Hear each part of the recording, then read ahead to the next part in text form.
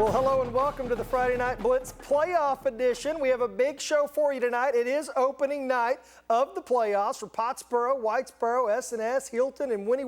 Those two actually faced off in the first round. Lone Grove, Kingston, Davis, and Sulphur all getting started. But let's begin with the Van Alstyne Panthers, a 4 seed trying to upset a number 1. Taylor Williamson has more on this one tonight.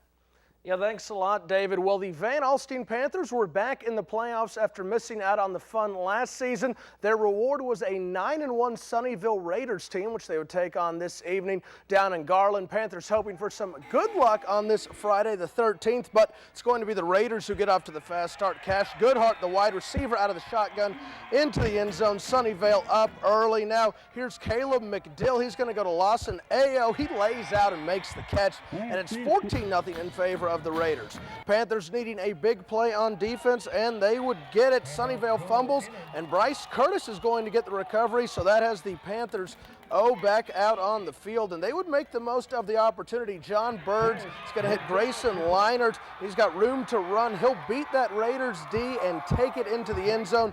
Panthers trail 21-7, but Sunnyvale back to work on offense again. McDill going deep, and it's Ayo once again with the nice catch.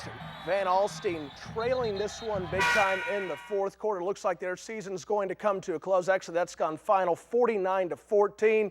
The season comes to a close for the Panthers. They finish with a 6-5 record. Sunnyvale, meanwhile, will advance to play Dangerfield next week. Live in the studio, I'm Taylor Williamson. Back to you, David. All right, tough one there for VA. The Pottsboro Cardinals certainly have the look of a contender after winning their district title game going away against Whitesboro. The Cards now take their undefeated record into the postseason. Tonight, the Cards head down to Poe Stadium, the house that Pottsboro coach Matt Poe's dad built, to take on Commerce. Tigers make the first mistake. The snap gets away. The Cards hustle to the football. Scooter Cunningham and John Poe there for the recovery. Then the Cardinals are working on the short field. Patton Lyons out of the Wildcat takes it in for the score. It's 7-0. Cardinals create another turnover. Queston stumps, and Patton Lyons jar the bar loose.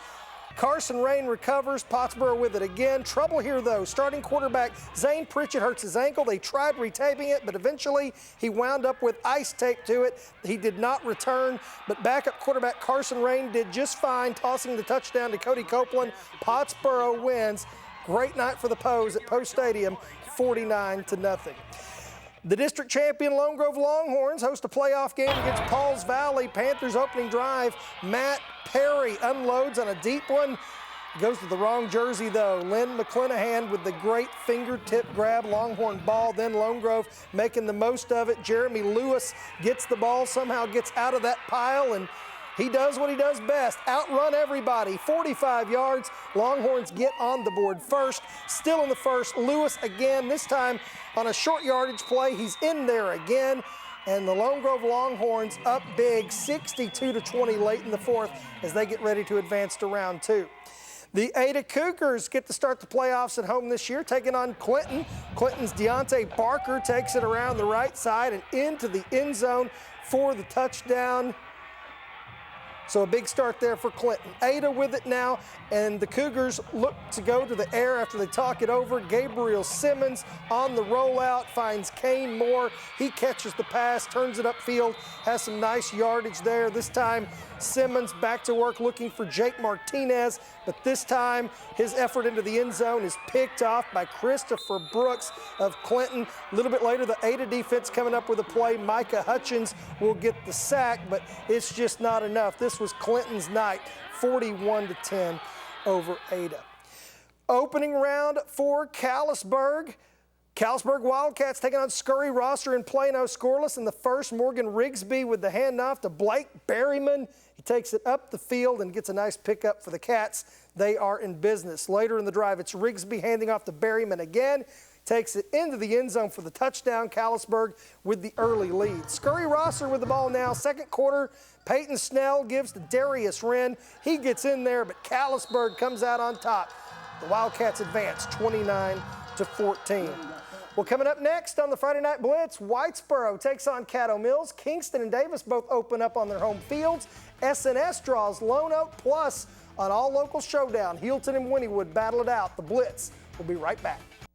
Welcome back to the Friday Night Blitz. Most teams in our area are playing teams from out of our area tonight, but there are a few exceptions, like in Hilton. The Bulldogs draw Winniewood. Matthew Boyd has more. Thanks, David. Well, two Texoma teams squaring off in the first round of the playoffs. Winniewood and Hilton both were playoff teams last year, and both are looking to end the other's season tonight. The Hilton Bulldogs hosting the Winniewood Savages in the opening round. Late second quarter, Winniewood's Dylan Bruner gets the handoff, breaks a tackle, and makes his way outside before he knocked out of bounds. Then over to the third, Mark Mincy gets the ball, runs through the middle, and somehow goes untouched from 50 yards out. Hilton misses the PAT, but goes up 20-7. Then still in the third, this time it's Trenton McGee getting the ball off the pitch. He finds some space on the outside, breaks an arm tackle, then makes one more miss before he crosses the goal line. And that's exactly what Hilton did. Ran away with this one, winning 32-15. They were able to survive some sloppy play early. They turned the ball over a few times in their first few possessions, and they got head coach Mark Barrett's first win during his 4-year tenure here at Hilton. Next week, they'll travel over to Moreland to take on the Bearcats in the second round. For now, live in Hilton, Matthew Boyd, Sports 12. All right, great win for the Bulldogs tonight. The Whitesboro Bearcats suffered a significant loss in their district title game last week with Pottsboro, but Eddie Gill's bunch is moving on because they get second life in the postseason. Whitesboro taking on the Caddo Mills Foxes tonight over in Little Elm. First quarter of play, Whitesboro's Jake Dyer, the 16-yard touchdown run here. He actually became Whitesboro's all-time rushing leader tonight. Jake Dyer, he has carried the load for a while for the Bearcats. Cats on defense now. Preston Johnson just swatting the pass down. Defense playing big for the Borough tonight. Later, Preston Johnson on the offensive end getting it into the end zone. Big win for the Bearcats. What a way to bounce back, 35-14 over Caddo Mills. The S&S Rams back in the postseason behind new coach James Gage. They take on Lone Oak. Rams punch it in early. That's Bryson Buckner into the end zone for S&S. Lone Oak trying to get something going. They actually complete the pass here, but the defense comes up with a turnover. He coughs it up. Jace Howard there for the recovery. Rams then take to the air. Devin Orr looking for his man Tyler Reeves on the slant. He's got it and he's gone. Takes it to the house for the touchdown, but Lone Oak comes out of there with the win. Good season, though, for S&S, 30-23. The Kingston Redskins have home field for the playoffs tonight as they take on Walters. Quarterback Tyler Stovall finds Peyton Hayes down the field. Hayes has got it. Nice spin out of the catch, and he takes it to the end zone. Kingston up 7-0. Nice start for the Redskins. Stovall with the snap. This time he's going to keep it. And he's going to hustle his way into the end zone, steps in there for the Redskins score. Walters with it now. Kobe Jones with the quick handoff to Trevor Hartman. He puts the Blue Devils on the board.